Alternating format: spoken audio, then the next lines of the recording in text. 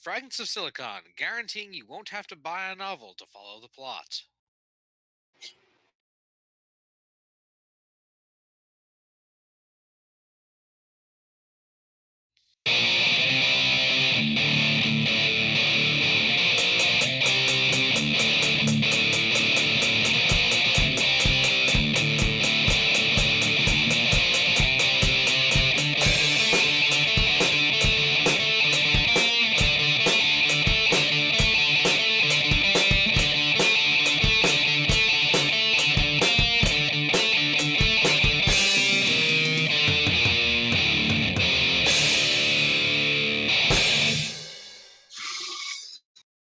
All right, welcome to another installment of Fragments of Silicon. I'm your host, Adam. Joining me, as always, is the regular crew. And good news, Mac is here this week.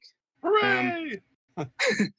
Indeed. Why don't you start things off this week, since you weren't here last week, and there's been a lot of stuff going on. Oh, yeah. Well, I mean, I'll lead off with we had a very successful interview with John Pickett last night on Up Late with Mace. I was extremely pleased with how that went. We peaked at 9 viewers, which was impressive considering we have no advertising. Well, And the time slot. And the time slot, yeah. I mean, 9 p.m. Pacific is a difficult time slot to maintain. We pull it off with Last News Desk on the left, but once again, that's a very, very specific audience. So I'm just riding the wave on that one because as far as interviews go, it's been a long time since I've done a formal interview where I was lead. yeah. Like what? Wouldn't it have been like season 12 of the MSP? Something like that. Yeah, it's been about 5 years since I was actually lead on an interview on any show. I've been doing a lot of independent podcasting where I'm just talking about general things and having a conversation with people in the room with me. But so I was a little nervous going into that, I have to say, but it went really well. My new interface looks on point, and so everything went pretty peachy. Yeah, I mean, I was there. It went very smoothly. Like, can't really think of anything that went wrong, honestly. Mm-hmm. No, we didn't have any trolling. We didn't have any negativity. All the questions seemed to have a solid answer. So, we didn't get confrontational. Everything was perfect. And I got to say, John is a dream to interview because he's he's so affable. Yeah, it's one of the reasons why we keep having him on the program. Yeah. Indeed. Other than that, I'm still working on comics and things, and I'm doing Valorant deathmatch streams in the interim between seasons of Last News Desk on the left. So those are the kind of big things that are going on right now. So I'll be doing that at 9 p.m. tonight, Okay. and hopefully we'll get a few viewers on that. Yeah. All right. Anything else? I think that's it for now, unless you're thinking of something else that I've forgotten. No. Like, legitimately asking. Yeah. It's like I said, it's been an interesting time trying to get back into podcasting and interviewing, and so it's we're chugging along. Yep. All right. Let's see. Alex, how about you go next? Well, there was a wasp in the office today, but I ejected it from the building. No. Yikes. Other than that, I got my state tax return back, so that's nice. Mm-hmm. Let's see. I don't know. I am tired today. I don't know why. It's kind of gray and rainy, and it's going to be for a couple days, so that's probably part of it. Right. And new Pokemon Snap comes out on Friday. I'm looking forward to that. Yeah, I saw a review of that today. Apparently, they didn't retain the moments. Like, you toss something at a Pokemon and they'll react to it. Apparently, that's been at the very least drastically reduced. But apparently, there's a lot. Yeah, it sounds like though there's a lot more Pokemon in general, and just a lot more of the game, which is maybe why that got scaled back. Hmm. But Yeah. and it's also still weird that this is only the second Pokemon Snap game. I will maintain that we should at least have like 4 or 5 of these. Like, how is Pokemon Snap not a fixture of like the DS or the Wii U? It's beyond me. Would have been Yeah, great you'd on the think it would have been on 3DS. one of those ones that has like motion sensing and the screen thing as a main feature instead of one that you might not be using that way. Right. But mystery for the ages, only Nintendo knows. Mm-hmm. Anyway. So anything else? Not really. Okay. Well, Max here, so he could. But yeah, in between on weekends, the MS Saga Let's Play is still going well. Oh yes, that was important. God damn it! Sorry, I'm having a senior moment. I only remembered to start mentioning it like the week before you came back on the show. So I'm having a senior moment here because, of course, we are doing stuff with Golix and Twilight regularly. That's why the Overwatch thing came up, was because not only is Varias playing it behind me, but Twilight Winter has been regularly playing it with us every Monday at 6:30 or 6 o'clock. What the hell time? 6 o'clock? Yeah. 6? I don't know. Anyway, I'm lost. Anyway, Galax, is there anything else from your corner? not really. All right. Well, Petty. Today's actually been a fairly busy week. The first thing, we finally got the hedges removed from our front yard and the side hill that have been there for bare minimum 25 to 30 years. So, yay. Now, these are not important hedges that will keep your entire yard from getting washed away next time it rains. Right? Correct. Okay. They're just decorative, instead of putting up a fence, the previous owners put up, hedges. Which they were fine when, we could actually, take care of them, but, they basically started having, like, an infestation of vines and whatever, and large chunks started dying. Oh, dear. And, yeah, I also ordered, Collection of Mana for the Switch, and also got the Rivali, amiibo and the Gerudo lady, I forget her name, from Rosa. Breath of... Yes. So do you have all of them now, or? I have all 4 of the champions, yes. So that's spiffy. And been playing some Bloodstained, so that's been interesting, though it seems to still have some crashing issues on PS4. Not sure what that's about, but And I also got some computer parts. I now have the motherboard and RAM. I just need a bracket for my water cooler and a storage device. And then new computer will be able to be set up. Okay. So, coming soon, question mark? Depends when Corsair gets back to me on what it'll take to get the bracket. Because I think I should still be entitled to a free one, but I'm not sure on that. And yeah, I think that's it. Oh, right. One other thing is I got my second COVID shot. So yay, I'm vaccinated. Yeah, mine's still a couple weeks. He says with a weak waver in his voice because it knocked the crap out of him. Not really. I mean... Oh, you survived, huh? Yes. Nice. Yeah, I'll have some. Okay, anything else? Not that I can think of. Okay. Twilight, you're up. All right. Well, last Thursday, the vice president of the company of the store chain I work for actually came and visited us, and so we had to be on our best behavior. About half of us who normally is. I'm now imagining you have to tell people not to swing from the lights. Yeah. Now he at least seemed like an alright guy. He'll at least greet you if you go near him. But yeah, So there was that, and I mean, he doesn't look at the regular workers like something that he's afraid will get on his shoes.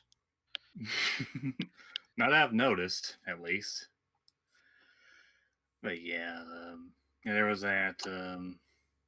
Let's see here. Yeah, not really on much else worthy of mentioning from everyday life, though. Well, besides not liking the warmer weather we're starting to get, though it's supposed to cool down some. I have a strong disdain for hot weather. Yeah, there's a well. Anyway, gaming wise, yeah, I'm continuing to play Overwatch with Mac and Various on Mondays, and I think I've decided to give up on being Reinhardt since, like Mac, I'm not very good with the whole being aggressive enough thing. It works against my personality, which is more about being careful than being aggressive. You were great, Uh, Lucio. Yeah, Lucio's a lot of fun to play as. Yeah, Drop the beat. yeah, pretty much.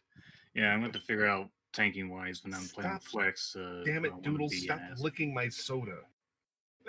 I tried Winston and he seemed all right, but I had to. He's tricky. I've started playing as him. He's quite tricky.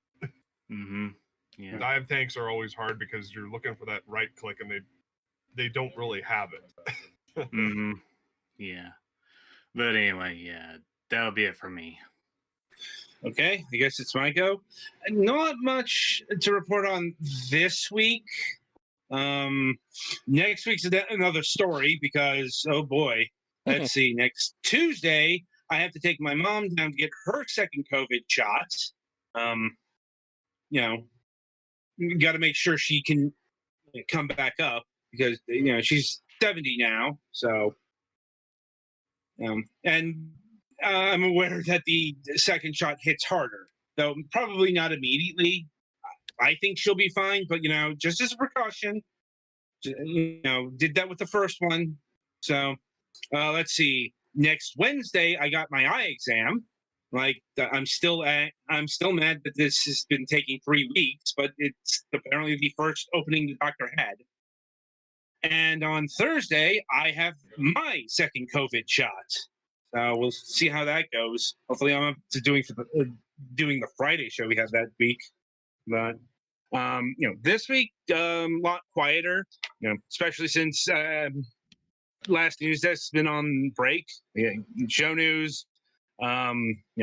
Just started booking for June, and been dealing with a game that had some technical problems and had to sort that out, which went really weirdly. They're like, "Oh no, you don't have to review the game if you don't want to," and I'm like, "It's not a problem. I just give it to somebody else." They send me another code. They were like, you don't have to review it if you don't. Like, really apologetic for the whole thing, like, which is nice. And I'm like, these things happen. It's not the first game. Better than them telling you that the problem is with you or something. Yeah. And I'm just like, not the first time we've ever had a game that didn't work on one person's thing, and we switched it out. It's been a while, but probably not going to be the last time either. That's just how the nature of this beast goes, especially with the PC stuff. Anyway, and I think that's about it for me at this point in time. So, Merrily, we shall roll along to the interview portion of the broadcast. And joining us once more is Beeyoo, and joining us for the first time is Matt White, both of Whitethorn Games. Hi, happy to be here. Yeah, happy to have you again. Thank you. All right, Matt, are you still there? Oh yeah, still here. Yep. Okay, you can chime in there. All right. So how we'll start this for a bit. This time around is Matt. We haven't had you on the program, so we like to get to know people we haven't had on the broadcast before. We had Beeyoo back last season, if I'm recalling. So we got her story. So we want to get your story. So we'd like to start with this question: what got you interested in video games, both on a personal and professional level? Oh, I mean that's a handful. I suppose when I was really little, we grew up kind of poor, very poor, and I think my mom did her best to hide that by, while she was working two jobs, like between breaks, running over and playing rounds of video games with me. I think it was sort of a look, we're normal like everybody else. Normal kids play video games, so I think that probably had a lot to do with it early on. Mhm. Um, and then I just played them throughout my life.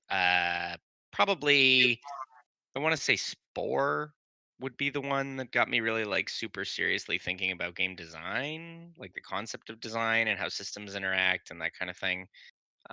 Probably Final Fantasy VII or something when I was like 11 was a big deal and got me interested in how games could be cinematic. And so, there's a lot of like various influences in there. But yeah, professionally speaking, I don't know. This is kind of all I've ever done. My PhD is in cognitive science education, but I studied like how people learn from games and the like. So it's sort of always been that kind of thing. Started working at it out of college in Canada at a couple of startups, and then some mobile studios, and then later on ended up where we are now after a stint at Volition and PlayStation and a few other places.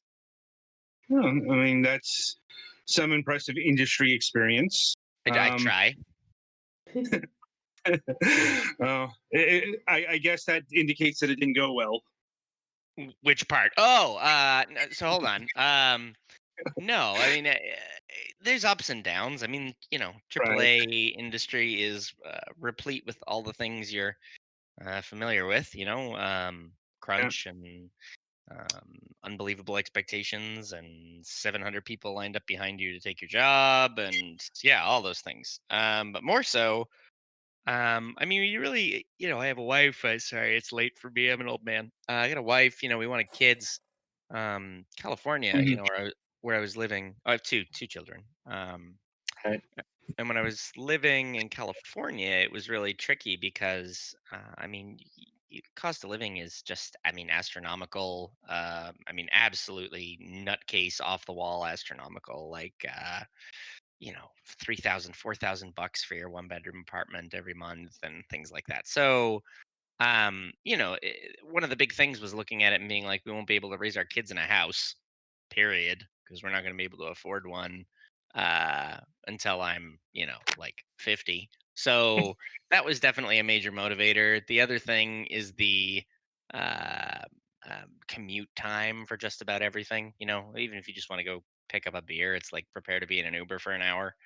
And that, all of that was just kind of grinding. So I think actually more like location had to do with it than the job itself. PlayStation was fine when I was working there. I mean, certainly, the hours could be a little longer than I think is really healthy for employees, but still, I mean, the overall culture was really nice. San Diego Studio is a beautiful area, so it's a ups and downs. Mhm. San Diego, my old hometown. Yeah, if you bought a house in 1970, it's a great place to live. Yeah, back when you could still get places for under $200,000 that weren't a lean-to and a couple of fence posts with barbed wire attached to it. I mean, even that's impossible now. We were looking in Mira Mesa, which is like in the middle of the desert, and I mean, you were starting at 900K for little tiny ranches. Oh yeah, Um, yeah. just Now nuts. now it's like buy an outhouse in Burbank for area for 800,000. Uh-huh. Yeah, yeah. So Southern California is outrageous. that got a little bit difficult for us for sure. I Right. remember my cousin ended up buying a house out in Poway for 1.2 million. Yep, that doesn't surprise me. Poway. Who wants to live in Poway? Well, I guess if the house isn't $40 million, the commute would be Right. the problem, I think. Anyway, Yeah. Anyway, so I'm guessing this is all the motivating factors that led you to leave the confines of AAA and move to, well, the indie scene. Kind of a little bit of both. I mean, yes, I also just liked working in kind of more creative stuff. I mean, don't get me wrong, PlayStation has a lot of great IP, but I mean, it also has a lot of just like Call of Duty shoot 'em man games, and Mm. that's I don't know. That's not my thing. I mean, I'll play Overwatch and screw around with friends, whatever. But I don't know. I think we have a lot more interactivity, art, and potential with games than just to mediate our interactions with the world down the barrel of a gun every single time we put a game together. And again, that's not me being snide about the Oh, yeah. concept of a shooter. I mean, they're great. It's just there's Right. just so many. It's just such well tread ground,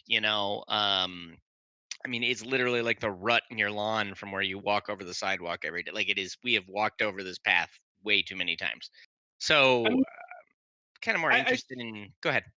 I suppose that depends on what you're looking for out of a first-person shooter. Like, I've been enjoying the fact that 90s FPS have undergone a revival now because I miss Yeah, that. you mean like Ion Fury and those kinds of things, and Yeah, like Dusk Duke, and so on and so forth. Duke Nukem looking kind of deal. Yeah, yeah. Yeah. We certainly haven't seen that in a very long time. I mean, the one that survived was those sort of like first-person action RPGs, like oh, help me out here. Felicia Day was the voice in one, and I can't remember the name of it right now. But anyway, so Skyrim. was that? Skyrim. No. Like think like Shadowgate, how you can only move in four directions. It's first Oh, person, and oh yeah, yeah. yeah. Woo, that takes me back. But yeah, or like any of those labyrinthy type mist kind of deal. But anyway, so no, the thing here is just I am a psychopath and have a problem with authority, and I have a hard time working for other people. Basically, it's really the reality of the thing. It's an honest answer. Well, I mean, I'm on a podcast, and it's like late for me, so uh, but not entirely that. But I don't know. I like to be holding the reins when I screw up. Like the thing about an employment relationship is whoever's above you, doesn't matter if they're the best boss in the world or the worst boss in the world, they have your future in their hands. Because if I screw up horribly at what I'm doing, we have I think 28 employees now. So, it's sort of a daily existential crisis about, 28 people rely on me for healthcare and to feed their kids. And, so um, you would hope that the person above you is, trying their hardest, like working their guts out to make sure that the thing succeeds so that all the people below, and I'm making air quotes, you can't see, all the people they're responsible for, um, are taken care of. But if the person above you's not very good at his or her job or kind of a jackass, there's this additional existential worry about your own future because they suck. And I don't mind failure, but I want to earn it. So working for myself feels a little better in that sense because I'll know that at the end of the day, if everything went south, the only person who could have fixed it was me. Um, that's yeah. It's certainly an interesting philosophy, and I can understand the desire to be your own boss. But yeah, shouldering 26 people sounds intense. A little weird. Early on in the business is the worst part of every business. There's sort of this awful um businesses are like pumpkins in that there are hundreds and hundreds and hundreds and hundreds of seeds and like two of them survive. I So see. most new businesses, like if you look at like the Bureau of Corporations for your state or province, depending on where you are, Right. um, if you look at it, there's several thousand usually registered each year, but about 80% of all of them go unrenewed, suggesting that the business, went under or just failed to take off. So the first part's really the scary part. It's like once you're past that, you're kind of good. I mean, unless you really, really, really screw up. But that first bit is like, hey, work two jobs, double mortgage your house to pay the employees, whoop, whoop, whoop, that kind of scary stuff. Um, but yeah, once you're past that, eventually you're not playing with your own money anymore, and it's company money and the company is sustainable and that kind of thing. And that in any business doesn't just have to be games. That moment is very relieving when you're not like, oh God, if I make a bad business decision, I lose my house, that kind of thing. I mean, I suppose to lead off from that, is that where Whitethorn is at this particular moment in time? Oh, geez, yeah. You definitely don't get to 30 people with. I would have to make an awful lot of money to pay 30 people's salary with my own money. I don't Julie, make that much money.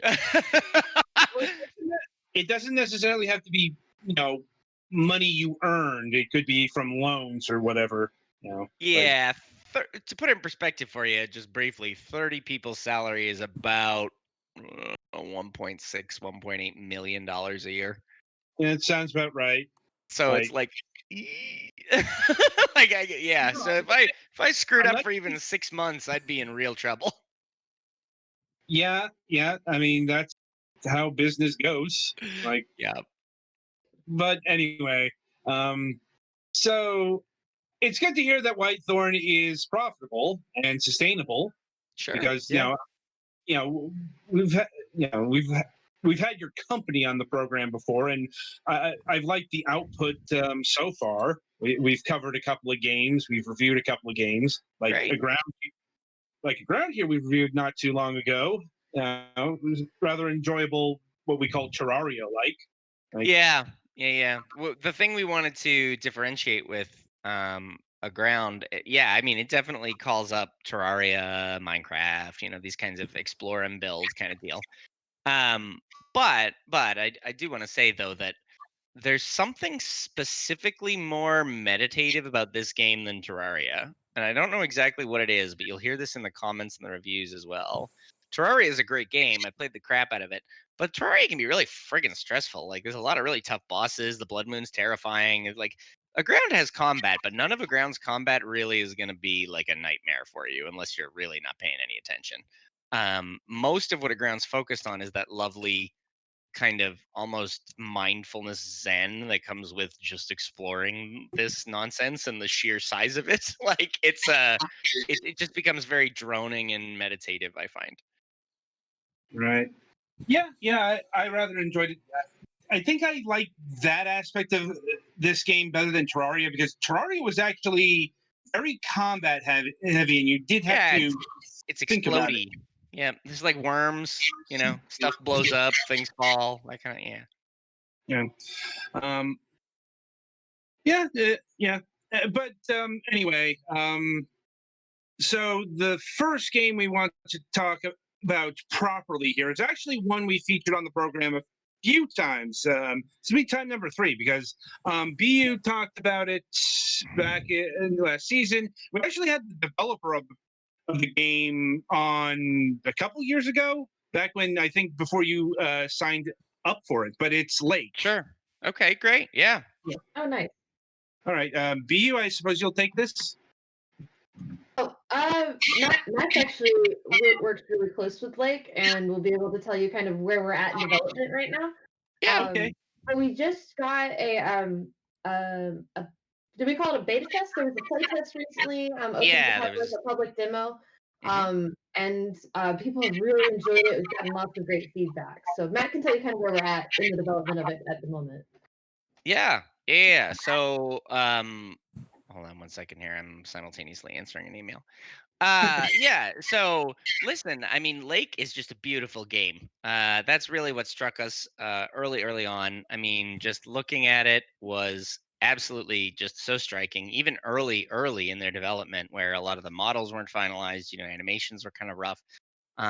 It's so obvious that that's a game that has a visual cinematic director mindset. And I think players responded really well to that recently in the demo. They mentioned like the audio being really ambient and interesting, and the audio leveling and the soundtrack and the way the camera's cut and things like that. There's a lot of world building that went into that game. I mean, they really wanted it to be a convincingly 1980s experience. And so, they were quite meticulous about looking at street signs from the time and audio and records and movies from the time and technology from the time, things like that, and making certain that there was like a real sense of presence in the game. And I think, if you pull up Raptor, played it today on YouTube, Hmm. um, and I mean, he does a pretty good job at showing you the first few minutes of the demo, and I think it's like a half-hour video. But I mean, it's a really pretty game, and I think you can see the amount of sort of care that went into the visuals, and it's only getting better, right? Like you're playing sort of a beta, for lack of a better word.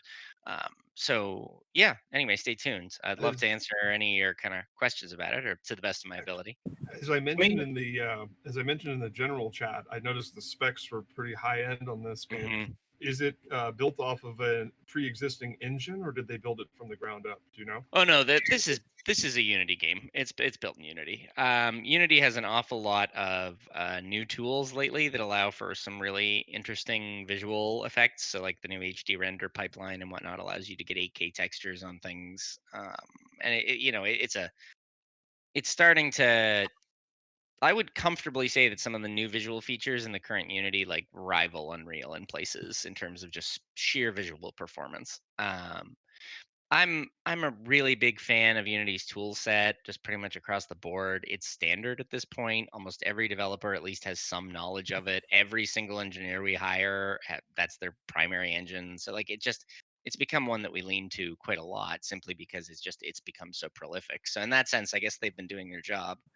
Um, I will say regarding the specs, so we are coming first to Xbox Series X and S, so the new consoles. And knowing that we are a timed exclusive on a next gen system meant we, wanted the developers to push the envelope on the specs. Of course, you can play it on lower spec on your PC if it's not an ultra beast or whatever. But certainly, if you want the kind of full experience as designed, it is absolutely that 4K HDR 120 frame a second experience. Get a big TV with good HDR, turn the room lights down low, and enjoy the experience is essentially what I'm saying. Nice. Yeah. And for those who might not know what Lake is, can you describe the premise? Yeah, sure. Lake is a game about being a mid-40s woman, Meredith, who returns to her hometown for 2 weeks to take over for her father, who is finally taking a vacation after being in the postal service for 3 decades. So, what this means is basically your dad is a workaholic who's taking his first ever vacation, and it's meant to be because it is inspired by those 80s, 90s sort of rom-com drama, slice of life type movies. It's meant to be sort of a unlikely setup, right? Like, even Raptor playing it was sort of like, wait a minute. What, you can't just take over for a postman. This is a government service. And it's like, shut up, it's a movie. Don't, suspend your disbelief. Uh but yeah, and I mean, it is meant to be that kind of, and you'll hear goofy crap in the game that does kind of play um with that kind of, so like one of the options Meredith can do at night is just sit around and watch TV, and you'll get little anecdotes of unique TV shows that they built, recorded, and shot for the game. So you can watch an episode of like a goofy French cooking show where a French cook is also a detective kind of deal, and it's like they lean into that 80s and 90s cheese to just a ridiculous degree to really establish the kind of placemaking of the 80s, 90s, that kind of deal. Right. Yeah. Sorry about that, Beeyoo. Like our The filters. Yeah. the bot's a little overzealous. Yeah. Doing their jobs. It didn't like linkies. Yeah. I mean No. that's just a spam feature, but it looks like it's all been sorted out. Like Yeah, anyway. that's the link to the Steam page. And wish lists are super appreciated. Is a wonderful way to support indies for free. You don't have to buy anything. Adding it to the wish list helps with the algorithms on Steam and making sure the games get love on launch day. Right. Beeyoo, you can post though links I now. I think- gave you permission. Yay. It's Yeah. just the same. It'll just be the same link. So you're Yeah. But it's been posted like 47 times. Yeah, Yeah. well, for other links. I doubt it's going to be the last game we talk about. Indeed, there are going to be more links. That is very important. Yeah, because we are talking about a number of games. I think the next of which is actually another game we talked about last time, but it's had a new release on a new platform, and that's Evans Remains. Yeah. And the thing about Evans Remains is it's your first mobile launch, if I'm remembering correctly. Yeah, Like, yeah. So that we did that a few weeks ago. So it just got a patch today, actually, that dramatically upgraded the control scheme on feedback from players. So that's going in. We're also so mobile's. I'll give you a bit of a quick preamble. Mobile is a big market for us because our customers are clamoring for mobile left, right, and center. Our audience is who you might call them like casual core, if that makes sense. So they're I not mean, they're not players who'd ever say I'm a gamer. Like that would never happen. They'd never buy like Doritos, Mountain Dew, and like a RGB lit PC or anything. It's they put 40 hours a week though into like Animal Crossing, and own a Switch Lite and that kind of deal, but never are like, I'm a gamer. So they're not really like the true core audience. Many of them have a ton of other hobbies. If you look into our server, like our Discord server, the channels that are sort of popping off are the cooking, knitting, creating, gardening, all these sort of adjacent channels. And that very much is our audience. So we really try our best to sort of cater directly to them. So Evans Remains is our first sort of test. We did Evans Remains specifically on Android. Um, we have it coming out for iOS. It's in the works right now. But the global market share of mobile users definitely leans toward iOS in terms of people who convert and pay for games. That doesn't mean we don't love Android users. I'm an Android user myself, but mm, but what this does mean is that, simply put, more people buy games on iOS right now than do on Google Play, and that might change. But for now, that's the case. So we took the game that was the easiest of our current ones to port to mobile, because Evans, as a pixel art game, despite being really pretty, is extremely performance friendly. Like, it's really performance friendly. You can get Mm. like 200 frames a second on a Switch Lite kit with that. Like, it's unbelievably performance friendly. So that was the first thing. Like, we can get this port done very quickly to mobile without a major loss of fidelity. Next piece is it's a mobile friendly engine. It's in Game Maker Studio 2, so it'll export to APK and things like that. And last but not least, the controls are extremely simple, right? There's only 3 buttons in Evans Remains: left, right, jump. That's it. So in terms mm, of trying to move it for a usability that would be favorable for mobile users, it had the least complexity in terms of the buttons and gestures we would have to spend Kind the of like time Dan getting the over. Man or something. Yeah. Yeah. So my point with this is that we wanted to get a basis for what mobile users expected and wanted out of the game. Let's give it 100,000 installs. It's free. You can go grab it on Android. Currently, the way we decided to do the monetization, we're testing 2 schemes actually. Actually 3, but you won't see them unless you're. So it's A/B testing. So you'll only see one of these when you go on your phone. Anyway, the punchline is, one is pay to buy. So basically, it's $5 to buy the game, and that's that. Like a traditional, you go to the store, you see a game, it's $4.99. You push the button, you pay $4.99, you get the game. Everybody with the video games, but that is really terrible on mobile. Actually, it like unless you're Stardew Valley or Minecraft, it's really hard to sell games like that in the mobile territory. Um, Mobile users are extremely, extremely price sensitive. They're very unlikely to open their wallets unless they've already played something. So one of the methods that some of our competitors have used is to get you to a certain story hook in the game and then hit you with a paywall to complete the game. So that's the method that we've tried most recently. Reasonably successful. People don't feel sort of cheated by it. It's a reasonable kind of thing. But at the same time, though, the conversion rate isn't really terribly great.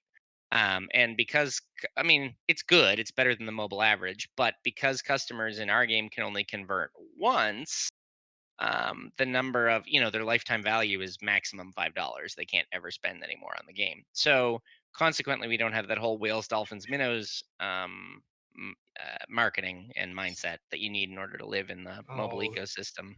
no 99.99 pay to win packages for beginners. Yeah, I no, love it's the people level. it's I'm looking more at you, like Kings Raid.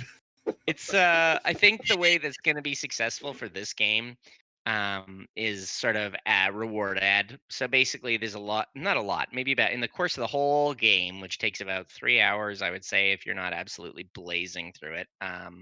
If you don't skip anything, it's probably closer to like 4 or 5.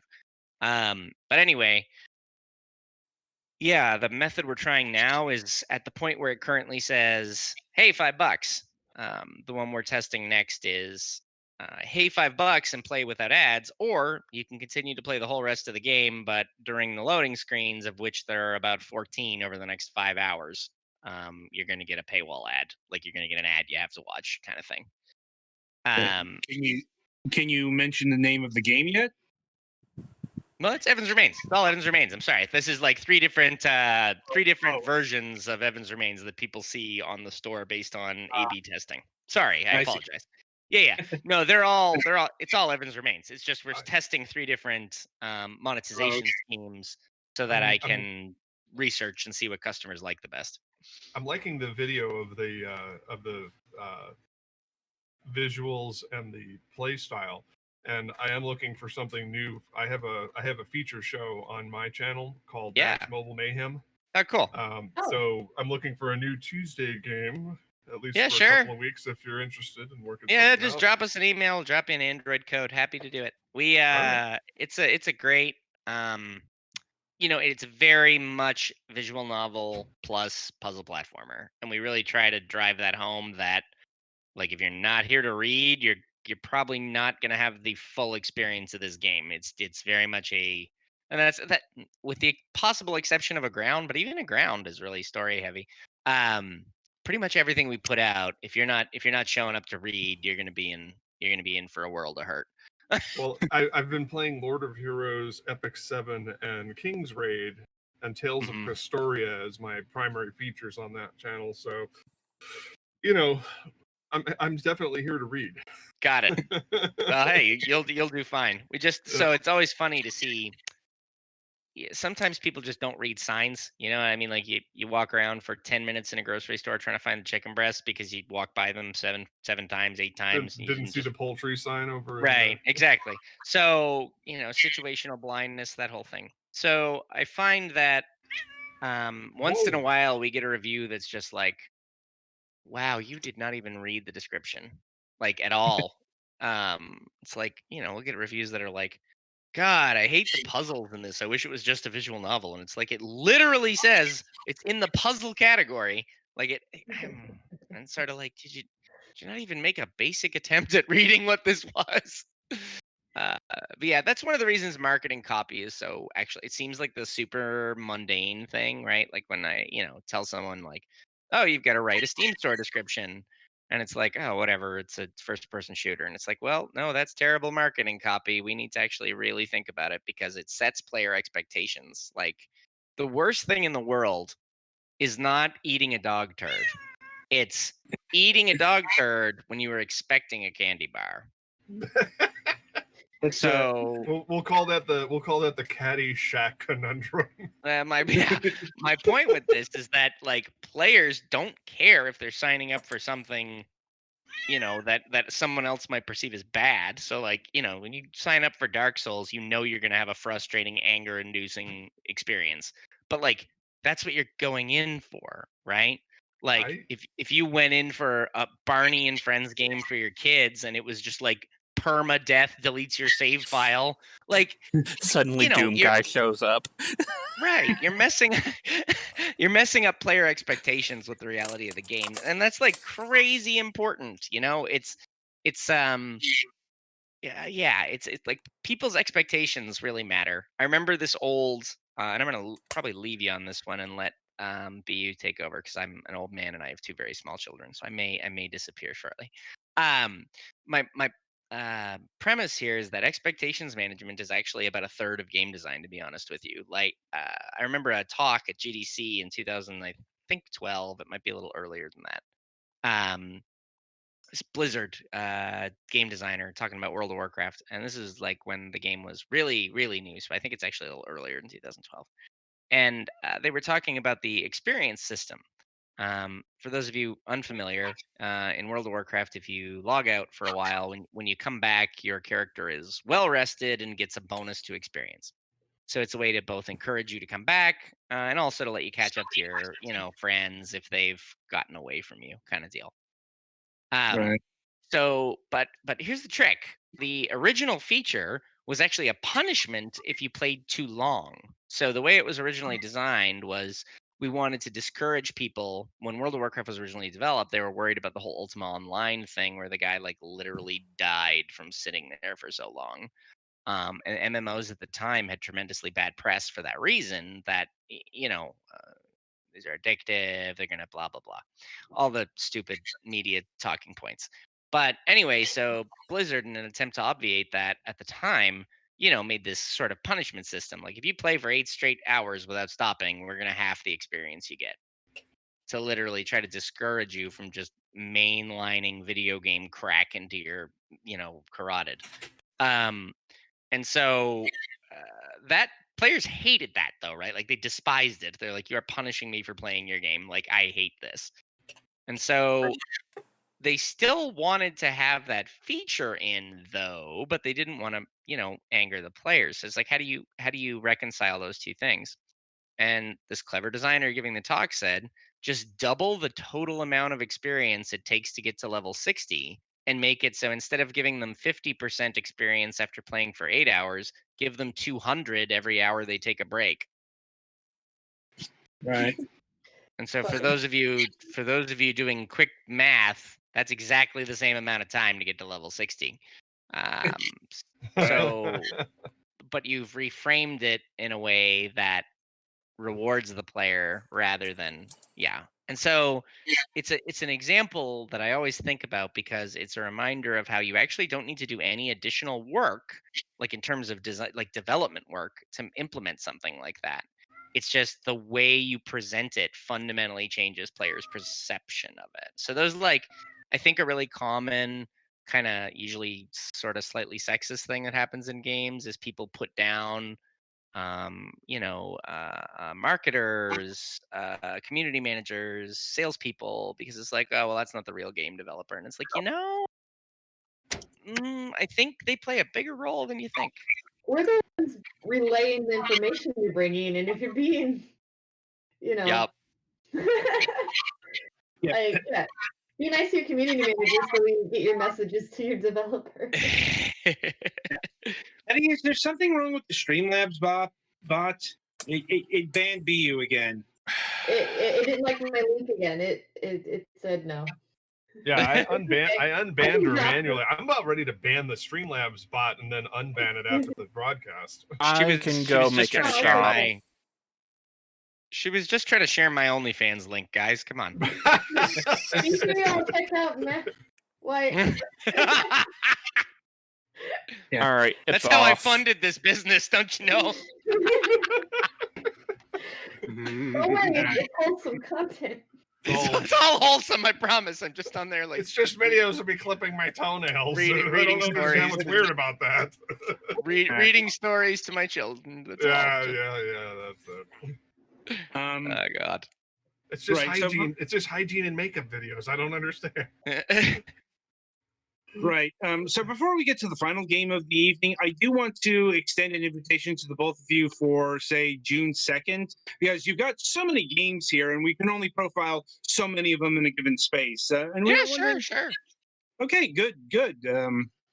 Anyway, so with that in mind, our final game from Whitethorn this evening is Beasts of Maravilla Island, if I'm reading that correctly.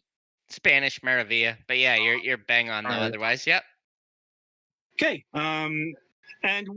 This is a 3D adventure game where you take on the role of a young wildlife photographer who traverses Maravilla's island's magical ecosystems to discover extraordinary creatures, learn their behaviors, and most importantly, photograph their majesty. So it's a bit of a photography game.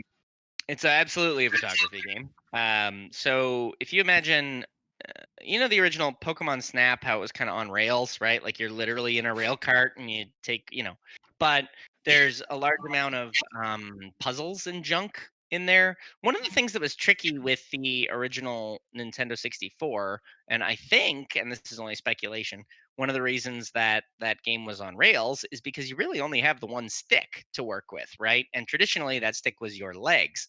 And so Pokemon took that and went, okay, well, we're going to make that stick your, focus. And, well, how are we going to walk then? Well, the Probably answer a is combination of that and managing pre-programmed amounts of events and yeah, yep, exactly that. actually this is the N64, so we can't afford the data to have you be able to wander too far off the path anyway. That's a good point too. If you call aggressively, you can also get nicer graphics in a smaller distance. So if you make the level really like claustrophobic, you can actually kind of amp up the fidelity. Um, yeah. So Beast of RV Island is much more of a free roam. So you have this sort of jungle tropical island with a few different biomes that kind of have different creatures that inhabit them. And there's a large number of different interesting animals, minerals, and plants on the island that you can catalog, take photos of, save those photos to your system of choice, and get achievements and that kind of thing. It works with the gyroscope on the Switch. We're trying to do some interesting PS4, PS5 stuff, but no real plans or announcements right this second. But we're trying anyway. But the Oh, gyro it on would be so cool if the animals could make noise through your PlayStation controller. yeah, so that and the new one of the things we're playing with for our I don't want to get the cat out of the bag here to use the joke about Calico, but we have something like that planned for Calico for PS4, PS5 that the Oh, controller is meant to interact with you in an interesting way because there's actually a lot of tech pounded into that PS5 pet controller. pet the cat with the touch button. That'd be Hmm. cool. Yeah. So, where's it going with that? Oh, Wiggle so your cat. the gyro I makes need it really fun. Mhm. Mhm. Well, the only thing I'm frustrated about is I can't yet play some of these games because this Beast of Maravilla Island is quite stunning. Oh, thank you. Yeah, Yeah. yeah.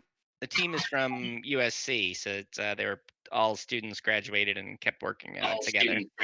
Oh wow! Hmm. Yeah. Yeah, Yeah, I they're like. a young team, so it's exciting to see them being able to get this game built and launch it on console. Yeah. Yeah, and I think Yeah. the interest in photography games is definitely there. You're seeing those sort of start to pop up again. Certainly, the re-release of Pokemon Snap and the announcement of that was sort of a little bit of a slight kick in the pants moment for them because they were like, "Man, what if people wanted to buy a new Pokemon Snap that they're totally never gonna make? Surprise!" Um, but at the I'm same still time, waiting. I'm still waiting on the horror side for another Fatal Frame game. oh yeah, yeah, Yeah. yeah, yeah, yeah, yeah. I remember those. Those were great. There was a similar one called Rule of Rose that I rem is it PS2 maybe Yeah. PS3. Anyway, it's another photography kind of deal. But anyway, my larger point is that it doesn't hurt. There's an appetite for multiple photography games. I don't think, I mean, I wouldn't want to release on the same day as Pokemon Snap, but to be totally honest with you, I wouldn't want to release anything on the same day as Pokemon Snap. Um, so, whether it's a photography game or literally anything even remotely related to pop culture, like not a chance. I don't think it'll really dampen sales or anything. If anything, I think people will be more excited to try more of that kind of interaction with a game. It's one of the things I talked about, right at the beginning of the call is like so often the verbs you use in a game are like, if you think about just the actions that someone describes their game as, like kill enemies, shoot bad guys, blow up it's always these sort of destructive verbs. And I sound a bit like a hippie here, but I mean, it's sort of true, right? Like it's always like destroying things by and large. So I think one of the things about the wholesome game space that I find most interesting and appealing is that most of the verbs are these like growing verbs. There'll be things like build something, create a, explore a, photograph, mend, bond with, learn about. They're all these kind of additive creative verbs: Right. farm, plant, grow, raise, these kinds of things. But your verbs in traditional action games are usually quite combative by comparison, like rescue, conquer, invade, defend, these kinds of things. Murder, death, kill, if you will. Right. And even if it's not murder, it's usually like some kind of contest. Like it is really you against something. Whereas many of our games, if not all of our games, is sort of just you with something, like or growing something or gaining something. So we think a lot in game design about breaking the whole world down into verbs. Like, what are you actually doing? That's the really important part. Like, what does the player do? What are the verbs that you're using to interact with your world? And if it's slay dragons, okay, I mean, that's an adventure game, we've walked that path a trillion times, but that's not to say it's bad. It's just, as a person who's interested in kind of where games can go and the novelty of it, I think there's a lot of really fertile soil in the wholesome game space, because it encourages you to think about non-destructive ways of interacting with a system. Right. We don't slay dragons, we raise dragons. Yeah, exactly. And I mean, that's interesting because those were historically like the unbelievably niche titles. Like, for every, Dino Crisis, Parasite Eve, like shooty, blowy, uppy monsters, we got one Monster Rancher, you know. And then and then it was like, oh, cool, this is that one game. I'm going to play every single game in this entire goddamn series until the CDs wear out. So, like, it's just, there's not a lot of games, at least in the West, that have really had this kind of thing. I mean, the idea was around in the 90s. You think Tamagotchis and virtual pets and things that came over from Asia. I mean, But I, yeah, go I ahead. suppose I suppose that depends on where you look. Certainly on consoles, PCs were a lot more flexible in terms of that because Mhm. like simulating things has been a part of PC gaming since like the beginning. Just to cite Yes. one example, Mhm. SimCity, Microsoft Flight Simulator, what have you. There was plenty of stuff, in that space On that PC, yeah. Yeah, yeah, that's true. When I think about it, though, that harkens back to my desire for, like, Spore, right? Because you think of Will Wright, right. and I mean, his mind has always been, No, yeah, yeah. tinkering with, creating with, observing, watching systems. And I think, I want to say, I heard him say that he had like a yen for like ant farm type scenarios when he was really little, like watching small systems kind of grow and move. I mean, And in fact, he made that like Sim Ant in 1994. That was yeah. literally an ant Yeah, farm. Simiant was Uh, one of the earlier ones, I think. mhm. Hmm. Yeah, I was like all of 6 years old when that came out. So yeah, it's definitely not new. But interesting stuff, and I think that that's one of the reasons I resonated with that. I also like a really good story, right? So something that is enveloping and enthralling and makes me come back and sit down again and again, kind of thing.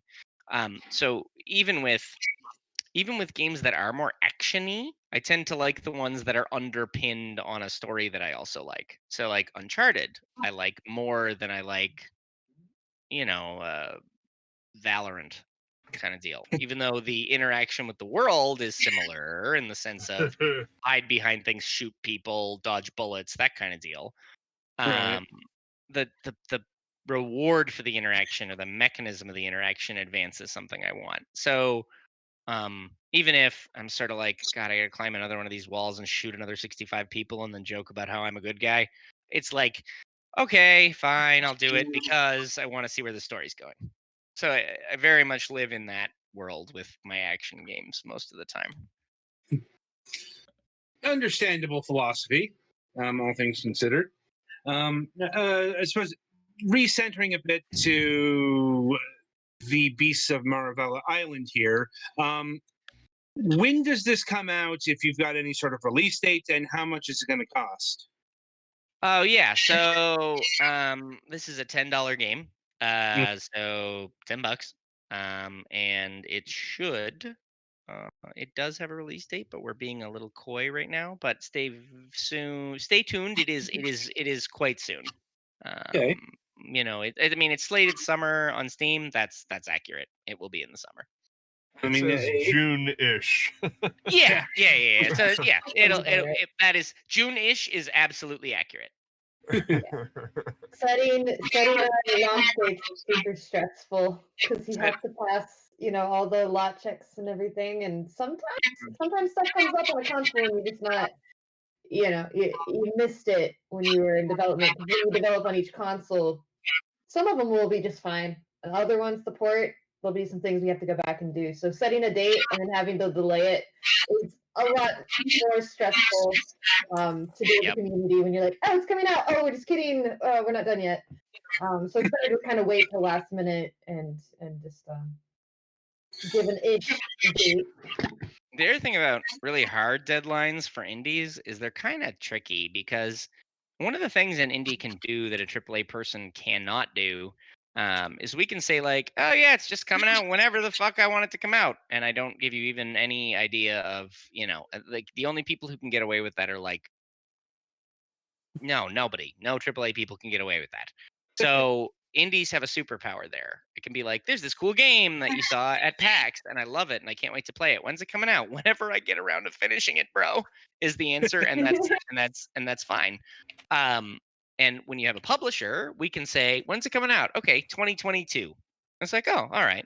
And then later, in a later interview, we can be like, okay, Q3 2022. And it's like, oh, that's better. And later on, October 2022. And then, as we get really close, then we'll give you a date. And the reason for that is mostly because if we were to set the date way in advance, like if I sign a game tomorrow and I say, yeah, this game is coming out September 30th, 2022, period. And I announce that to the press, whatever, set it up on the consoles lock their marketing in, I buy all my ads, and then we miss the date by even a day, it's like, boom, you just lost like $1 million. I mean, Literally. it seems like whenever a game is planned or designed with a very strict release schedule in mind, It gets the taken out on the what happened employees. the what happened for the game is either, oh, it got delayed significantly and was embarrassing for everyone, or wow, it came out on time, but it would have been way better if it hadn't. Right. There's only two ways you can. Oh yeah, Blizzard. I forgot about that. Cyberpunk. Yeah, Blizzard. I forgot about with soon. It's coming out when it's done. And that. Yeah. I didn't want to disrupt the flow with. I didn't want to No, disrupt the flow with that comment. Even in Overwatch, if you're in the Nimbani and you're in the airport and you look up at the airport, if you look up at the airport terminal, it says flight to Irvine delayed because they always delay their games and their headquarters is in Irvine. Right. Anyway, so I was just marveling at something. How Fragments focuses heavily on independent publishers, and you're talking about losing $1 million a day, and it's amazing how economies of scale have changed over the years as to what precisely defines an independent publisher.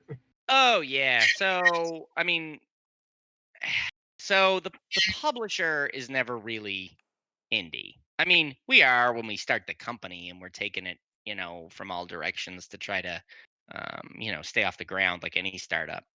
But I mean, by definition, we're not indie, right? Because like an indie, the definition of an indie is an unpublished game, right? No publisher. So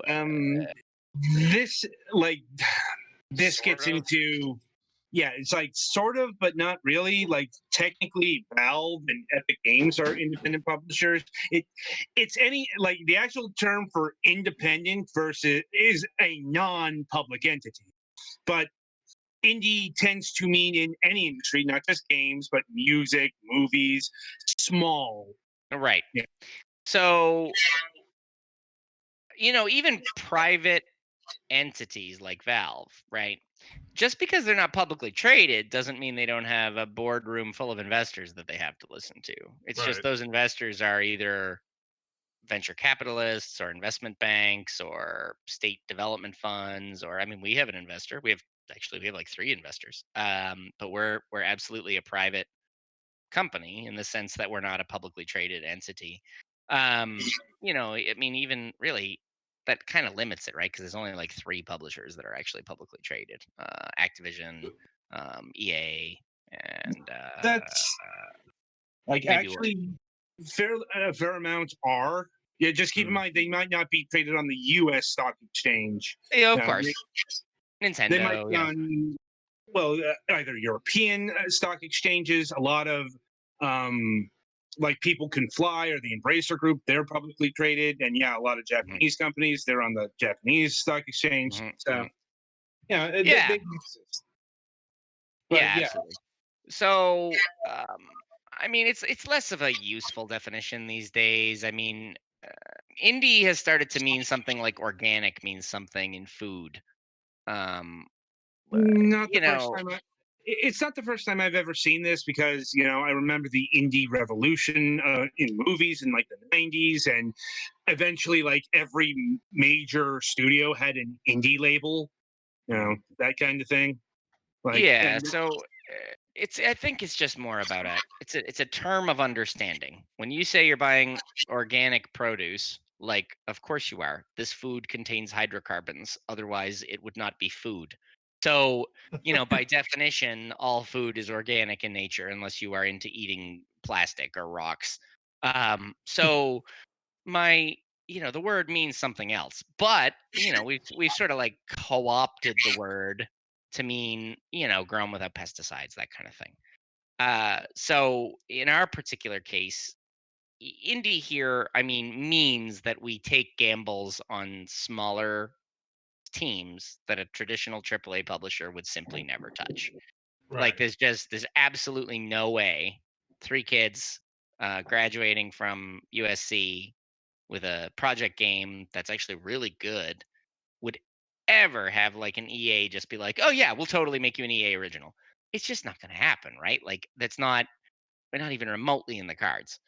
So that's I think where we've gotten to as indie publishers. It's like we can take some risky ass crazy bets on stuff that no conservative investor would ever touch. And I think that's really what delivers some of the really wild and interesting hits out of this scene, right? Mhm. Like, if you pitched a game about harassing old white people as a goose to EA, I mean, They might be Oddly offended. specific.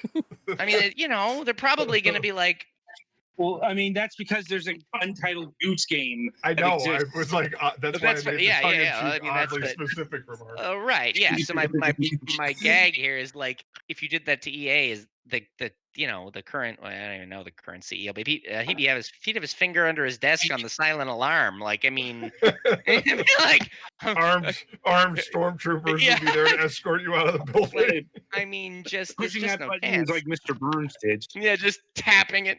Step a little bit to the left so you can fall through the hole in the floor. I mean, big hook comes out and like cane and pulls you off the stage, kind of thing. That sounds like a Disney thing. So I think my definition of indie probably hinges on that. We take risky bets on small teams that someone else wouldn't because we see the value in the art and the innovation. Right. And I think that goes to the larger point of my comment is that it's amazing how the the terminology and the economies of scale have really changed over the years.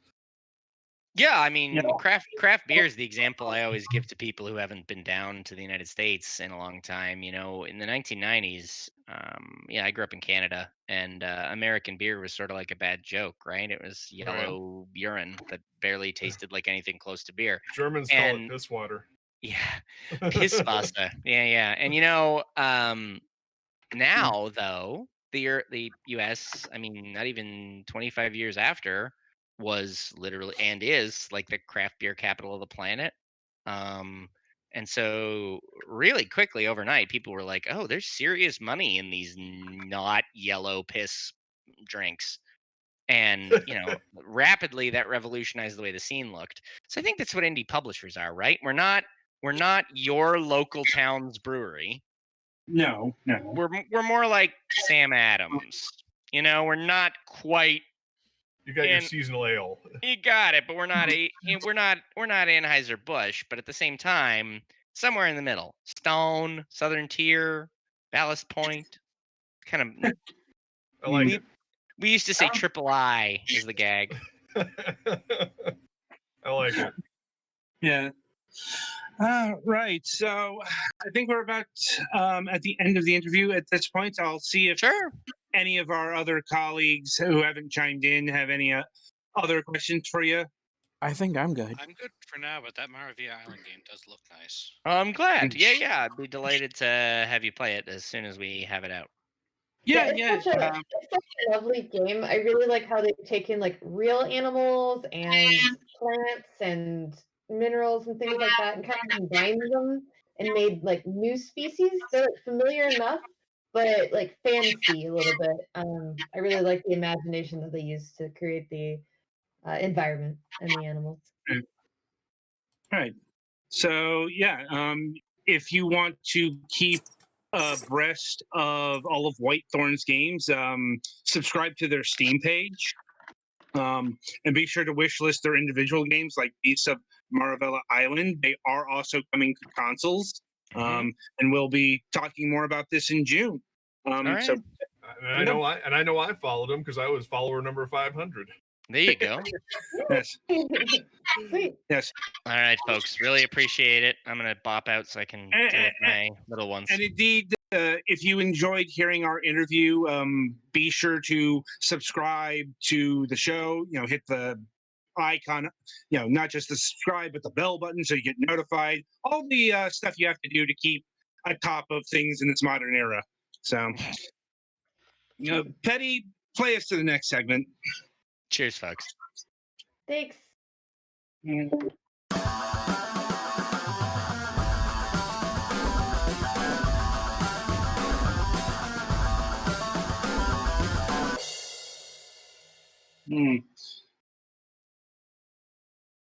All right. Ordinarily, if we were running this long, I probably would have cut this segment. But since Last News Desk is on break, we can go long a bit this week. Yeah, I'm not doing Valorant until 9 o'clock, So we got a bit of time this time. Anyway, so this week we are talking about the Humble Bundle. This is actually a bit of a lesser controversy that made a bit of the rounds, but not a whole lot. Hold on. Till speaking of petting cats, I'm about to pet my cat with my fist if he doesn't stop howling in the window. Anyway, yeah, you heard that, didn't you? Anyway. Yeah. So in case you missed the news, the Humble Bundle has announced that they have been tinkering around with their charity donation sliders. Yeah, this time the thing is that they're capping the charitable donation and setting the default to a lower number than it was before.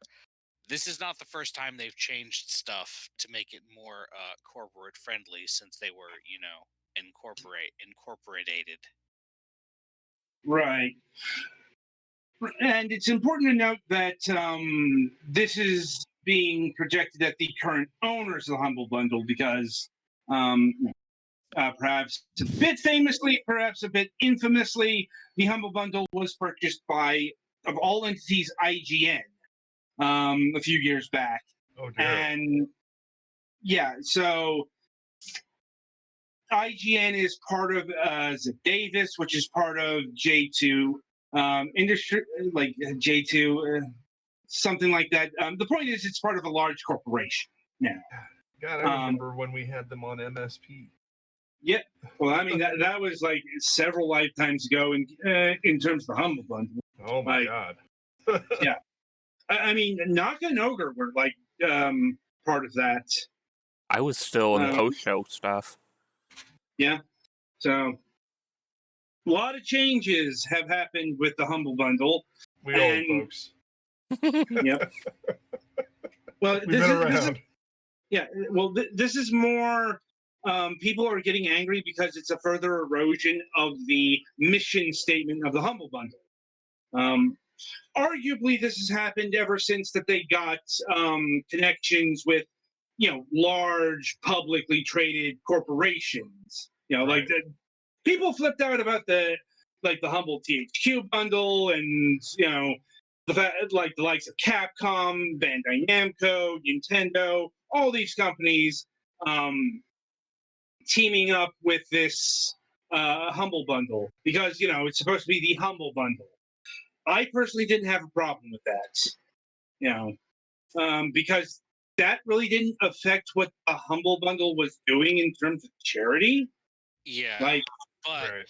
setting a fairly high and uh, capped amount whatever the opposite of capped is, amount of money that's definitely going to the developer slightly detracts from the use of it as a vessel for charity and more as a way for mostly the developer to make money and donate just a little bit to charity.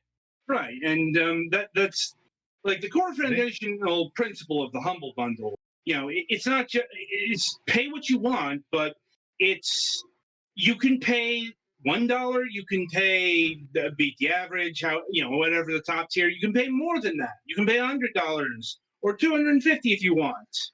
And you can adjust the amounts where you want them to go with whatever charity that they've shacked up with, and so on and so forth. And people really liked that.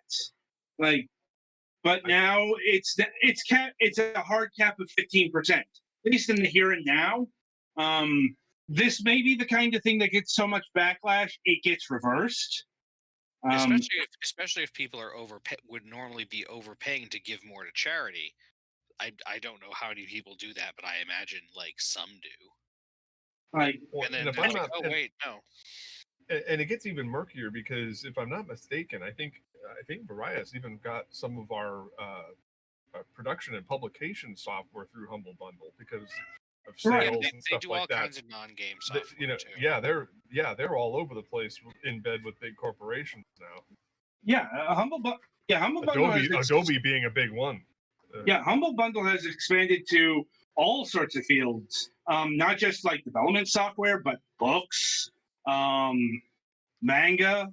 Like, it's been very successful. I can't deny that. So, but to me, that's not a problem. I got to admit, I don't have a problem with getting in bed with larger entities if that's beneficial. It's more this kind of thing, which is this is so many things because first of all, here's the thing about the indie spirit: it's bullshit. Like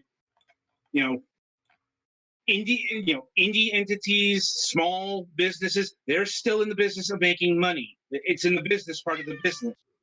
And like honestly, some of those people could be even more tyrannical than large corporations. But that's beside the point. This is more, fucking up a core, maybe the core value of the Humble Bundle. And people have been worried about this kind of thing from IGN ever since the buyout. And it looks like it took a while, but it's finally coming to pass. Or at least maybe. Like I said, this may be the thing that gets reversed either loudly or quietly. Honestly, the backlash on this has been kind of mild. Like, people have been pissed off about it, no doubt, but like it hasn't been a trending topic on Twitter, for example. It's very possible. It's very possible that like when we were talking with Matt there about the definition of indie and all that stuff, it's very possible that people really don't understand the nuance of this situation. No, of course not. Like they don't understand the implications of it because the definitions are so skewed now. Well, like I said, indie is more of a labeling of things than anything else. But and it's not just. It is worth noting that it's not just the Humble Bundle does bundles.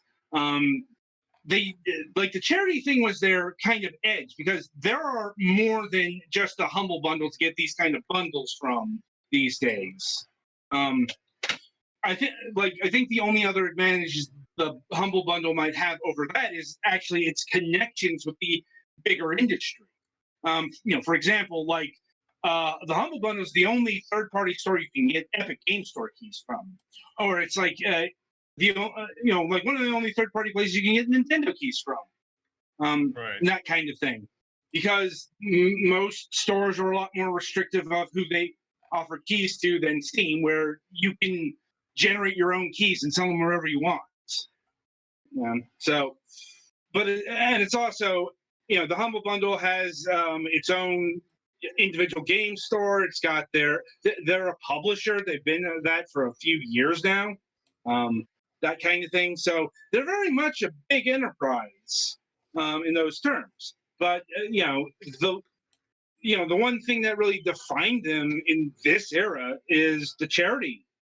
So it's going to be interesting to see what happens, like if the doomsayers are right on that angle, and that the Humble Bundle is just going to become another store.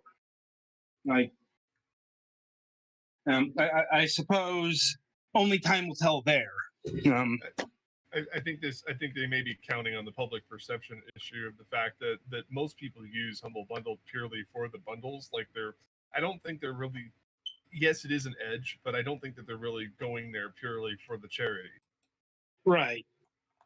And that's unfortunate because, as you said, it was a core value of the company, and people missing the mark, missing the point on that is probably what led to the situation we have now.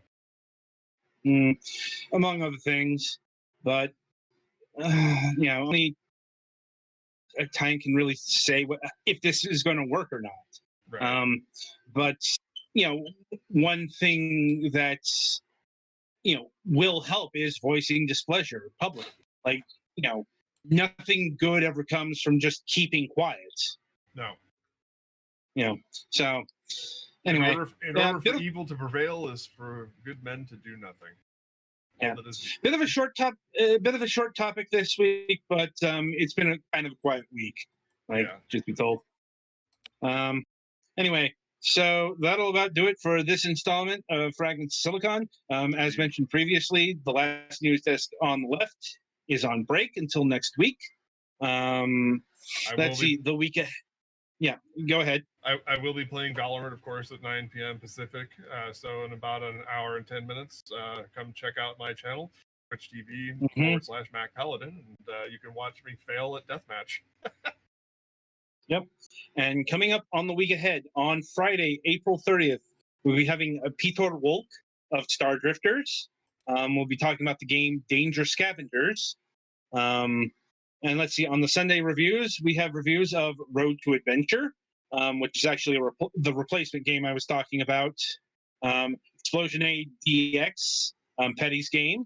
How to Take Off Your Mask Remastered for the Nintendo Switch, Daleks. And Twilight will be handling Jardinians. And until Friday for most of us, and I guess about an hour for Mac, I shall wish you good gaming.